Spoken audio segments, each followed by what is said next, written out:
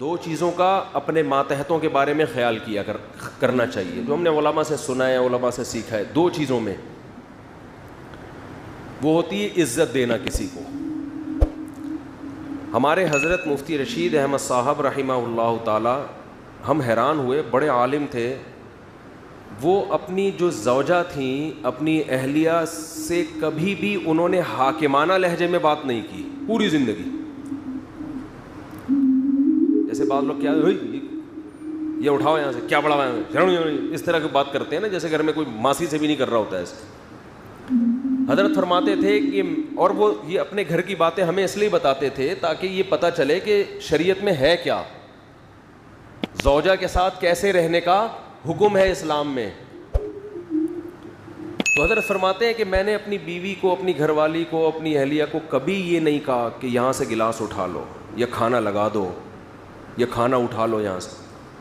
یہ ایسے لگتا ہے جیسے آپ کسی کو آرڈر دے رہے ہیں، کیونکہ وہ ماسی نہیں ہے.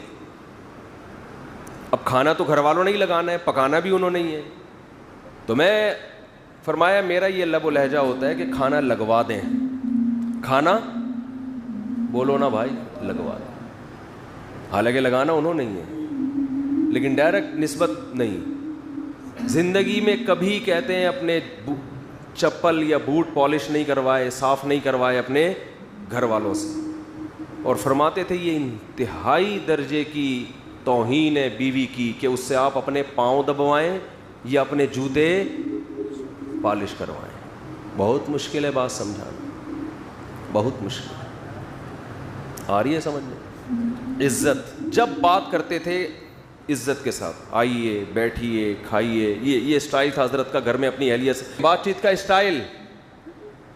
آئیے بیٹھیے کھائیے، یہ اسٹائل تھا گھر میں کس سے بات کرنے کا؟ اہلیہ سے. اسلام میں اصل یہ ہے، سمجھتے نہیں ہو بات کو. میرا خیال کبھی کوئی حاکمانہ لہجہ نہیں ہے. لیکن حضرت اپنے گھر والوں کی تعریف میں فرمایا کرتے تھے کہ اللہ نے مجھے ایسی زوجہ دی ہے کہ آج تک مجھے کبھی غصہ کرنے کی نوبت نہیں آئی. کبھی بھی غصہ کرنے کی، تھوڑی بہت اونچ نیچ تو ہر گھر میں ہوتی ہے، تو وہ اگر ہو گئی تو ہم نے اگنور کر دیا. سمجھ رہے ہو؟ حضرت ذاتی مکان کے بالکل قائل نہیں تھے. ساری زندگی کرائے پہ ہی رہے ہیں کہ بھائی دنیا مسافر خانہ ہے، یہاں سے بولو جانا ہے، کیا کرنا ہے گھر میں، اور چلے گئے نا. لیکن اپنی اہلیہ کے لیے آخر عمر میں فلیٹ خریدا کہ میں اگر گیا تو ان کا کوئی، بولتے کیوں نہیں بھائی، ان کا کوئی ٹھکانہ ہو. جب اللہ نے وسائل تو پہلے ہی بہت دیے ہوئے تھے. گھر میں بچوں سے بھی ایسے ہی بات کرتے تھے، بیٹھیے. یہ نہیں کہ بچہ پڑاخ کر کے ایک لگایا، بے غیرت، ٹائم دیکھ، یہ کوئی آنے کا ٹائم. یہ اسٹائل چل رہا ہے آج کل گھروں میں، یہ ٹائم دیکھ 2 بج رہے ہیں تو ابھی یہ گھر آنے کا ٹائم ہے. یہ ہوتا ہے نا، بے غیرت. اس طرح کی پھر وہ نہیں پیدا ہو گیا. مفتی صاحب کے بیان سنے تھے تو پیدا ہوا ہے، ورنہ ہم تو قائل ہی نہیں تھے اس کے کہ بچے پیدا ہوں گھر میں. یہ نسل پیدا ہو رہی ہے آج کل، یہ نسل پیدا ہو رہی ہے.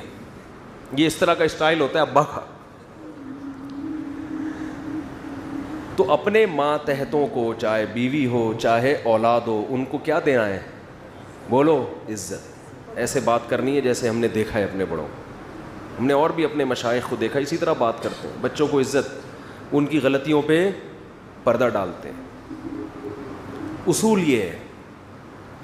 لیکن 5 انگلیاں برابر، بعض لوگوں کو عزت ہضم نہیں ہوتی. دیکھو پولیس ہر ایک کے لیے تھوڑی بنی ہے کہ ہر ایک پہ ڈنڈا برسائے. عام عوام تو قانون کو فالو کرتے ہیں نا. بھئی لال بتی ہوتی ہے، رک جاتے ہیں، گرین پہ چل پڑتے ہیں. جو میجورٹی ہے، چاہے وہ غیر مسلم ہو مسلم ہو، ان کو پولیس کی ضرورت نہیں ہوتی. لیکن کچھ ٹیڑھی انگلیاں بھی ہوتی ہیں، ان کے لیے کیا رکھا گیا ہے؟ ڈنڈا. پولیس. ہر آدمی تمیز اور شرافت سے نہیں چلتا. تو ایسے ہی بعض دفعہ بیگم سے آپ عزت سے بات کر رہے ہیں، آئیے بیٹھیے کھانا اٹھوا لیجئے، پاؤں بالکل بھی نہیں دبائیے. آپ کی یعنی سیلف رسپیکٹ کے یہ کیا ہے؟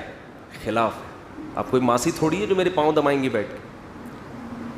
تو اس میں جو شریف عورتیں ہیں, عزت دار عورتیں ہیں, جن پہلے سے خاندانی ہیں, وہ کہیں گی میرا میاں کیا ہے ماشاء اللہ خاندانی آدمی ہے. وہ بڑھ چڑھ وہ کہے گی نہیں میں نے تو پاؤں دبانے ہی ہیں آپ کے ہر قیمت پہ. جب آپ مجھے اتنی عزت دے رہے ہیں تو میں بھی عزت دوں گی. میں ڈائریکٹ پاؤں دباؤں گی, آپ کے سر دباؤں گی, آپ کے سر میں مالش کروں گی, اور جو خدمتیں آپ نے مجھ سے لینی ہے میں آپ کی خدمتیں کروں گی. بعض دفعہ معاملہ کیا ہو رہا ہوتا ہے آپ عزت دے رہے ہیں, سامنے والے کو عزت سمجھ میں آ نہیں رہی. وہ ایک آدمی کا قصہ ہے نا کہ وہ اس کی شادی ہوئی تو وہ پریشان تھا کہ یار مسئلہ کیا ہے, یعنی بیگم صاحبہ ہر وقت منہ بنا کے بیٹھی رہتی ہیں, یہ عزت دے رہا ہے آئیے بیٹھیے جائیے, امی کے گھر جانا ہے چلیں تشریف لے جائیے, میں ڈرائیور بلوا لوں, ٹیکسی بلوا لوں, چلے میری گاڑی میں ڈراپ کر دی, چلے میں خود ہی ڈراپ کر کے آ جاتا ہوں آپ. تو عزت دے رہا ہے, لیکن بیگم صاحبہ ہر تھوڑے دن میں منہ بنا کے بیٹھی ہوئی ہے. ماہر نفسیات سے رابطہ کیا اس نے کہ بھائی کیا مسئلہ ہے, میں تو سارے حقوق ادا کر رہا ہوں لیکن اس کو سمجھ میں نہیں آ رہا, ہر وقت منہ بنا کے بیٹھی رہتی ہے, جب بات کروں اینٹ کا جواب پتھر سے. اب ماہر نفسیات وہی ایکچولی کر کے نا, ایکچولی اصل میں انسان آپ دیکھیں کوئی فالٹ ہوگا آپ کے اندر جو آپ کے سمجھ میں نہیں آ رہا, ابا سے پوچھیں, اپنی والدہ سے پوچھیں, بچپن میں کوئی چوٹ تو نہیں لگی تھی دماغ میں آپ کے. پھر وہ بیگم کا ٹیسٹ کروائیں آپ, میڈیکل ٹیسٹ ایسا کریں آپ, وہ کروا لیں وہ جو دماغ کا ہوتا ہے, کیا ہوتا ہے یار, MRI کروا لیں. بعض دفعہ یہ بھی ہوتا ہے نیند پراپر ہو رہی ہے, 8 گھنٹے نہیں کم از کم 16 گھنٹے سونا, ایسی کنڈیشن میں کم از کم 16 گھنٹے سونا ضرور. یہ نیند کی گولیاں کھلا دیں ان کو. وہ بیچارہ سارے حربے استعمال کر لیے ایسی بعض ہوتی ہیں, نارملی ایسی نہیں ہوتی ہیں. اور ایک دن اس کو غصہ آیا, اس نے کہا یار کیا مذاق ہے یار, سارے حربے, یہ تو تمیز سے بات نہیں کرتی. اس نے طبیعت سے پکڑ کے کوٹ دیا. دیکھا بیگم صاحبہ بہت بہترین, اس دن فریش بالکل. وہ ایسے خاندان کی تھی کہ وہ پٹنے کی عادی تھی. تعلق ایسے خاندان سے تھا کہ جب تک 8-10 تھپیڑے نہ پڑے, بعض ہوتا ہے نا پٹ کے, اور یہ ماں باپ بگاڑتے ہیں. باپ نے بچپن سے بہت کوٹا ہوتا ہے, ماں نے کوٹا ہوتا ہے. ہم کہہ رہے ہیں ماں بچوں کو مارے, لیکن ایسا تو نہیں ہے کہ ہر وقت درندوں کی طرح پیٹتی رہے ان کو, بچے باغی ہو جاتے ہیں کبھی کبھار تو ٹھیک ہے. تو پھر جب جو پروڈکٹ مارکیٹ میں آتا ہے نا وہ اس قسم کا آتا ہے کہ ان کو ایک روحانی تسکین چاہیے. جب تک ان کو گالی گلوچ اور مار دھاڑ سے بات نہ کرو, ان کے کھوپڑی میں بات آتی نہیں ہے. اس لیے میں کہتا ہوں نکاح کرنے سے پہلے خاندان بہت اچھی طرح دیکھا کرو, خاندان کہ کس خاندان میں یہ لوگ پلے بڑے ہیں. تو ایسے کیسز بھی ہوتے ہیں سمجھ رہے ہیں. اس طرح بچوں میں بھی ایسے ہوتے ہیں بعض, وہ ہوتے ہی ٹیڑھے ہیں, ان کو نہیں سمجھ. باپ عزت دے رہا ہے, بیٹا آئیے بیٹھیے, ہر محفل میں اپنے ساتھ لے کے جا رہا ہے. اصول تو یہی ہے, اس سے بچے میں ایک بچے کو فخر ہوتا ہے میرا باپ مجھے عزت دے رہا ہے. لیکن ہر بچہ ایسا نہیں ہوتا. تو ایسے موقع پہ اس کی تربیت کے لیے شریعت نے حکم دیا ہے کہ اس پہ ہاتھ اٹھایا جائے. نبی نے فرمایا بچہ جب 7 سال کا ہو جائے محبت سے نماز کی تلقین کرو. 3 سال تک محبت سے بات کرنی, ہاتھ نہیں اٹھانا. 10 سال ہو گئے, 3 سال میں بھی بات سمجھ میں نہیں آئی ہے کہ ہم مسلمان ہیں, نماز پڑھتے ہیں. اب 10 سال میں محبت سے نہیں, اب کیا ہوگا, اب ہاتھ اٹھے گا, اب آنکھیں دکھائی جائیں گی. اور 10 سال میں بھی آنکھیں نہیں دکھائی نا, 15 سال میں آپ آنکھیں دکھانے کے قابل نہیں ہوگے, وہ آپ کو آنکھیں دکھانا شروع کر دے گا. سمجھ رہے ہو؟ پھر اس کا مطلب آپ نے اپنا باپ پیدا کیا ہے, اپنی اولاد پیدا نہیں کی ہے. تو 10 سال کے عرصے میں بھی اگر آپ نے نہیں کی سختی تو سمجھو یہ اب آپ کا باپ بنے گا تھوڑے دنوں میں. تو نارملی شریعت کا حکم ہے کہ اولاد کو عزت دی جائے, جو کہ بہت سے ماں باپ نہیں دے رہے ہوتے, باپ خاص طور پر. دیکھو چند چیزیں ایسی ہیں جو اولاد کے لیے انتہائی ناقابل برداشت ہوتی ہیں. آپ کی اولاد میں کوئی غلطی ہے, کوئی برائی ہے, لوگوں کے سامنے مت گاتے پھرو اس کو.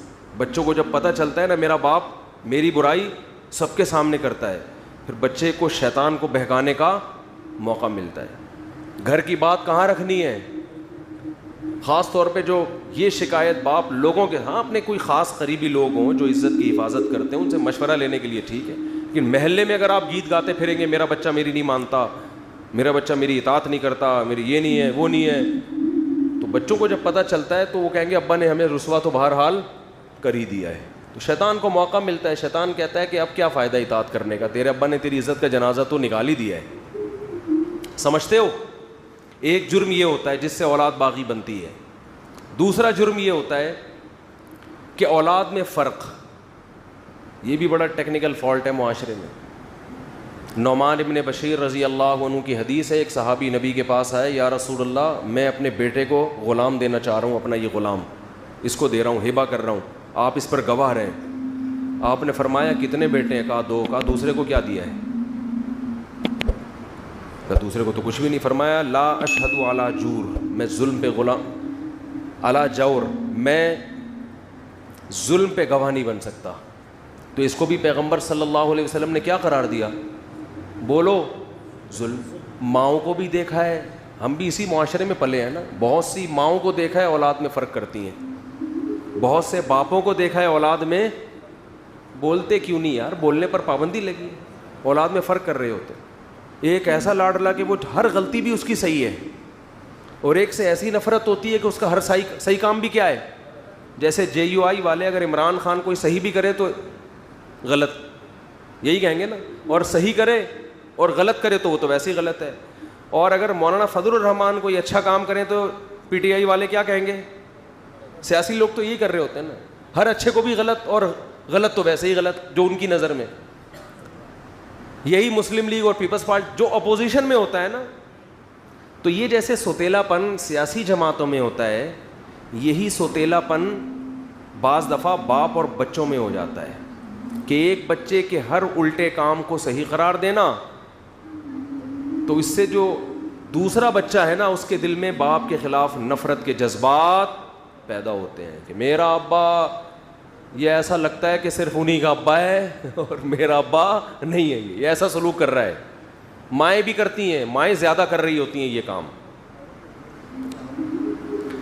اور کس کی طرف جھکاؤ زیادہ ہوتا ہے؟ روکھڑا جو لے کر آ رہا ہے. معذرت کے ساتھ اولاد میں جو بچہ روکھڑا لائے گا اس کے سارے گناہ اگلے پچھلے ماں باپ کی نظر میں معاف.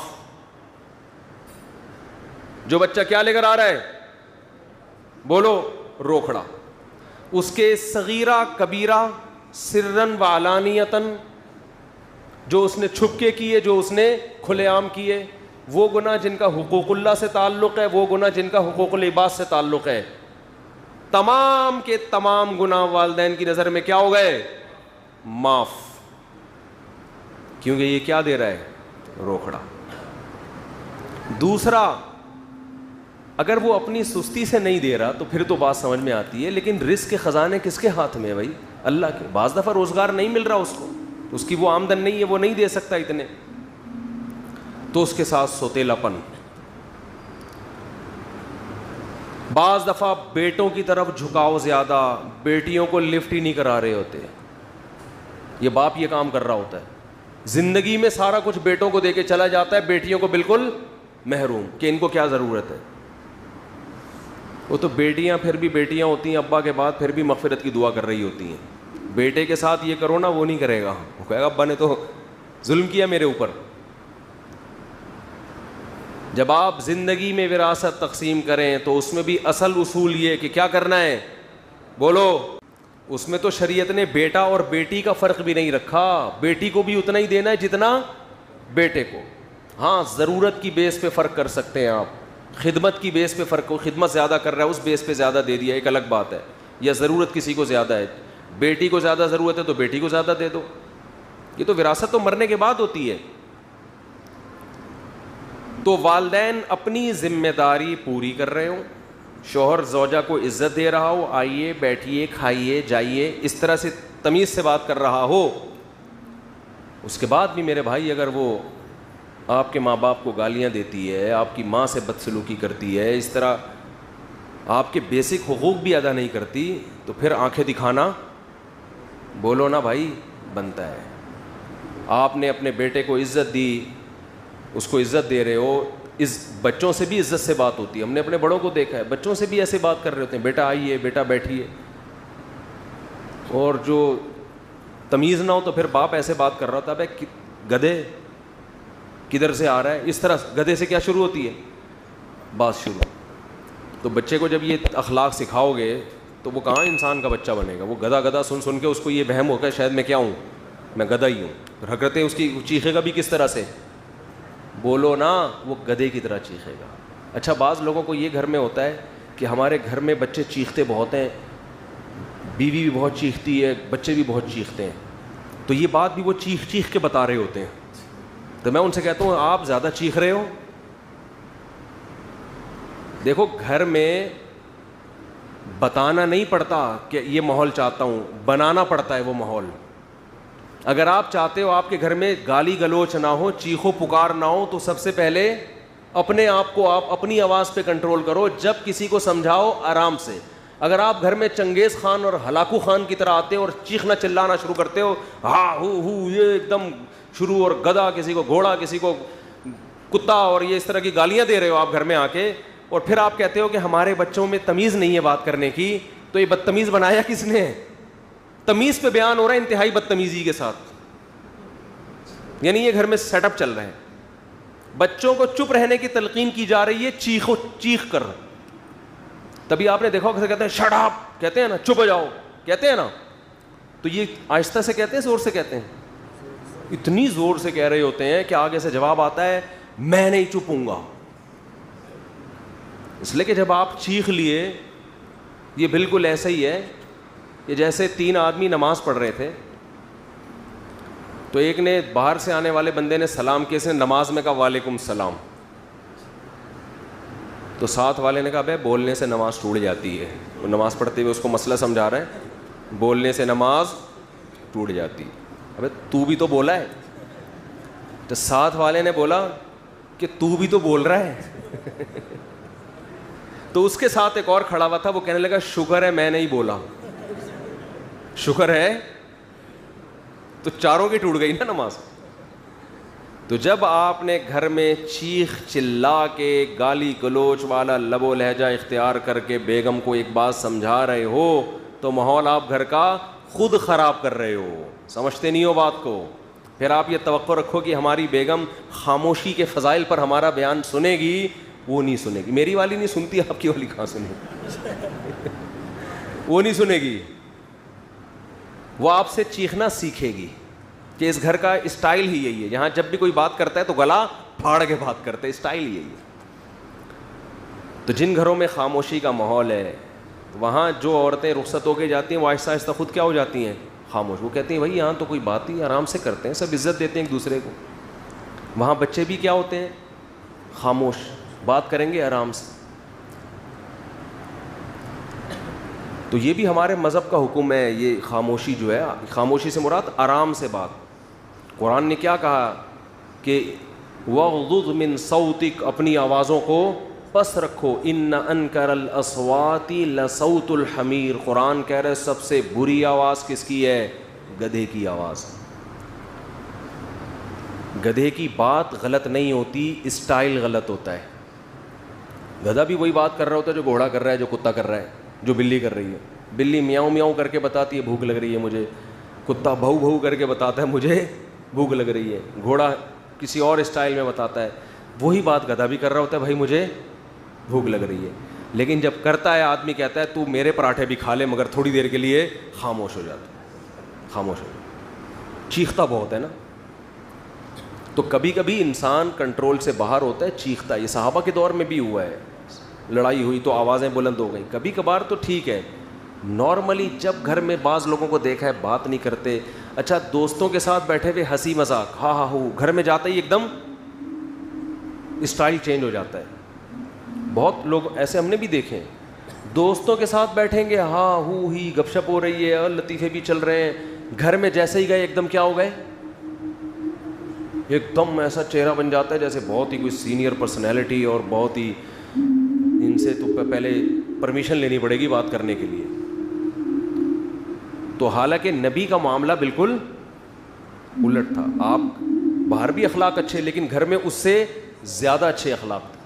تو اپنی ذمہ داری پوری کرو بھائی, نان نفقے کی بھی, اخلاقیات کی بھی, ساری ذمہ داری پوری کرنے کے بعد بھی اگر کوئی سیدھا نہیں ہو رہا تو پھر تھوڑی بہت خامی تو ہر ایک میں ہوتی ہے, برداشت کرو. اور اگر ناقابل برداشت ہوتی ہے تو پھر اسلام نے کیا اجازت دی ہے کہ لاتوں کے بھوت ہاتھوں سے نہیں مانتے. پھر پولیس کا کیس نہیں ہے یہ, پھر کیا ہے, بچہ پٹے گا.